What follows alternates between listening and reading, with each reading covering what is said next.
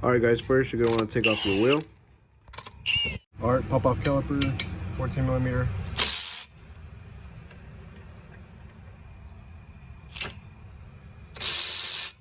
Want to pop off the 12mm brake hose bracket bolt. Then you're going to want to hang the caliper up, put it off to the side, hang it up on the strut tower, bungee cord it. Right, then you're going to want to take off the caliper bracket bolts with the 17mm.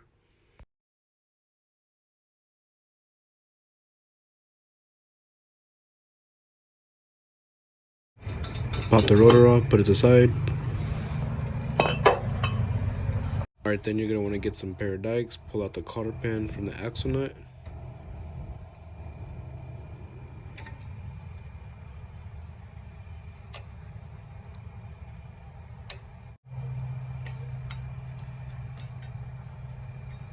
You're going to need a 32mm to pull off this axle nut. I usually put 2 lug nuts on and you hold it with the pry bar so the hub doesn't spin, but couldn't recording purposes. Next is the strut bolt. You're going to want to use a 24mm wrench on one end and a 24mm socket on the other end. Break it loose. Stuck bolts. Get a stuck bolt, you can thread the nut on and use a hammer to tap it out, like so.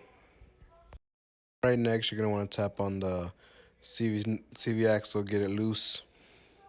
Use a pry bar to pop out the steering knuckle from the top of the strut.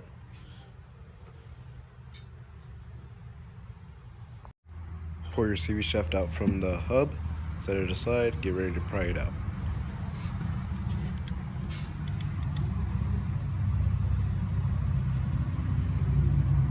Alright, here I'm showing you where I'm prying at. Also make sure to have a drain pan or something underneath to catch any fluid that's going to fall out when you pop out the CV shaft.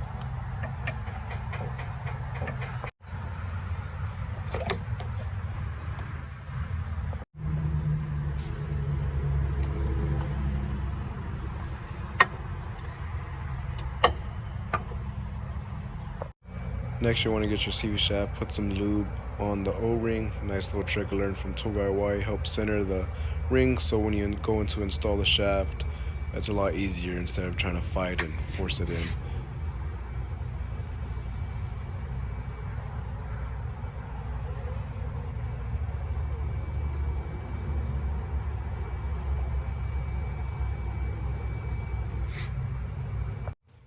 Alright, next you're going to want to install your new CV shaft. Make sure it's installed properly, all that goes all the way in. Try not to pull in it too much because you don't want the CV axle popping out of socket within the boot. Alright, next is basically reverse process of putting it back together. Alright, after the CV shaft's installed into the hub, don't forget your washer and the new nut. Some new nuts come with washers, some don't, so make sure you have your washer. Alright, make sure you clean your hub surfaces and your rotor surfaces. I had already cleaned it, but I'm just showing you basically how I did it with whatever. So make sure your surfaces are nice and clean. After you got the caliper bracket on, I like to use a flathead screwdriver between the slotted parts of the rotor. Hold it there in place so it doesn't move when I try to torque down the axle nut.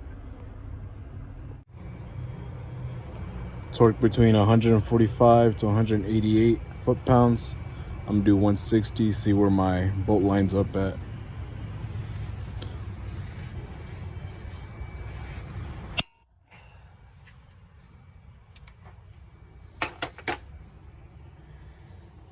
So it lines up perfectly. I can fit my cotter pin. It's torqued within between specs.